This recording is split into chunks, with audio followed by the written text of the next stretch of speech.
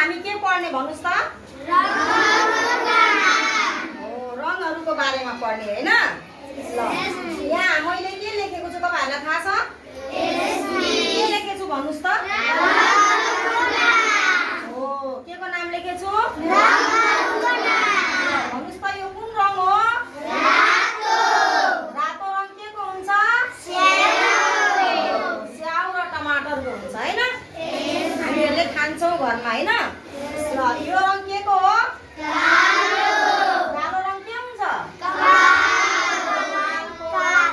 काको पनि हुन्छ हैन? अब भन्नुस् यो रङ के को हो? हरियो। यो हरियो रङ के हुन्छ? घाँस, पात हैन? यो के को रङ हो त? यो कुन रङ हो? हरियो। यो के हो? पात हो हैन? ल अब भन्नु यो कुन रङ हो? नीलो। नीलो रङ के छ? आकाशको रङ हाम्रो नीलो छ हैन? अब यो के कुन रङ हो? पहेँलो। पहेँलो रङ के हुन्छ?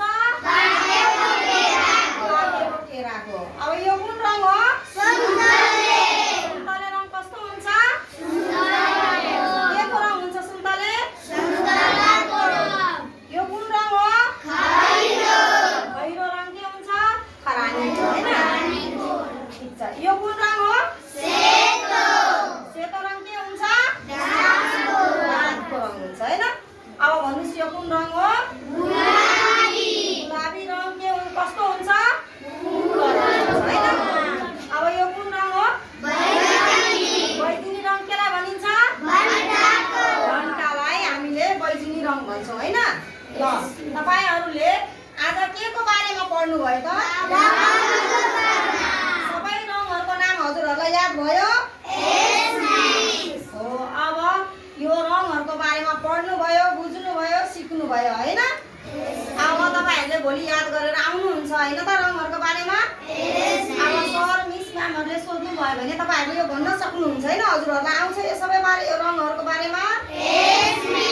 हस् त, धन्यवाद हजुरहरुलाई सिकेकोमा।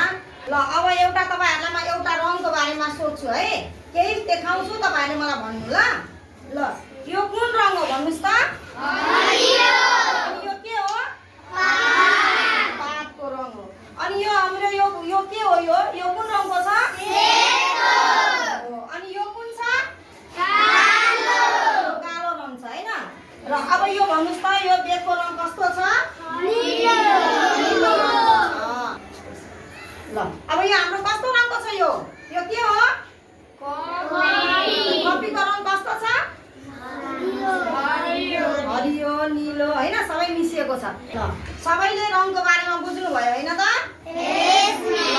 अब आजलाई हाम्रो क्लास यति नै मा गर्ने। हस्त सबैलाई धन्यवाद। अब भोलि फेरि हामी अर्को कुनै नयाँ पाठ लिएर क्लासमा आउने हस्।